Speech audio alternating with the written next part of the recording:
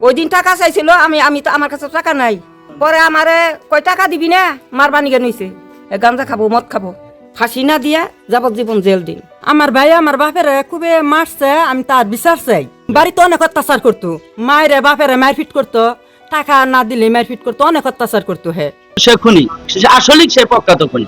গ্রামবাসী তার ভয়ঙ্কর আতঙ্ক, ঘরে তারা প্রস্তাব করতো, ঘরের ভিতরে ঘরে গা। একটা বাড়িতে 3টা খুন হলে সে বাড়ির কিছু থাকে না, স্মৃতি থাকে না।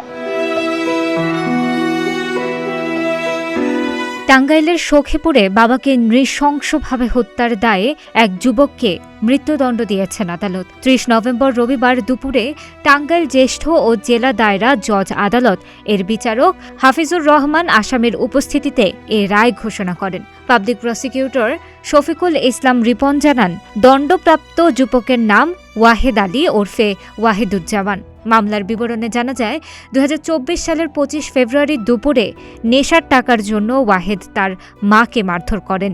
পরিস্থিতি নিয়ন্ত্রণে আনতে বাবা আব্দুস সামাদ ওই দিনই স্ত্রীকে এক আত্মীয়ের বাড়িতে পাঠিয়ে দেন।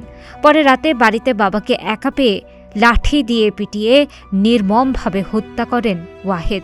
পরদিন নিহতের ভাই আব্দুস রশিদ মিয়া বাদী হয়ে থানায় হত্যা মামলা দায়ের করেন। পরে পুলিশ আসামিকে গ্রেফতার করে। তদন্ত শেষে সখীপুর থানার উপপরিদর্শক সুকান্ত রায় 2024 সালের 30 মে আদালতে অভিযোগপত্র দাখিল করেন। চলতি বছরের 1 জানুয়ারি আদালত আসামির বিরুদ্ধে অভিযোগ গঠন করে। মামলায় মোট 12 জন সাক্ষ্য প্রদান করেন। রায়ে আদালত আসামিকে মৃত্যুদণ্ডের পাশাপাশি 20,000 টাকা জরিমানা করেন। রায়ের প্রতিক্রিয়া এলাকাবাসী জানিয়েছেন, এই রায়ের মাধ্যমে হত্যার বিচারে আইনের শাসন আরও সুদৃঢ় হলো। ওই দিন টাকা চাইছিল, আমি তো আমার কাছে টাকা নাই। টাকা দিয়ে হারলেই আমারে মানে অত্যাচার করে না, টাকা দিলেই আমি ভালো, টাকা দিতে পারি নাই। পরে আমারে কয় টাকা দিবি না, মারবানি কেন হইছে।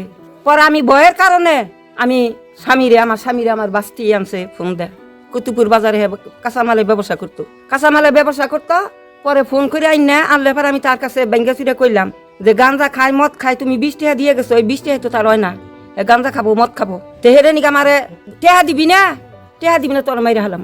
আহাজানি করছে, আহাজানি করার পরে আমি টাকা দিতে পারি নাই। আমারে কইছে যে ওরে গাঁজা মদ বালাইলে খাওয়ামু, বান্দা থলে তার গাঁজা মদ খাওয়াবো না, তুই 2-4 দিন থাইকা গা, ওরে আমি এলাকা মানুষ নিয়ে বানবো।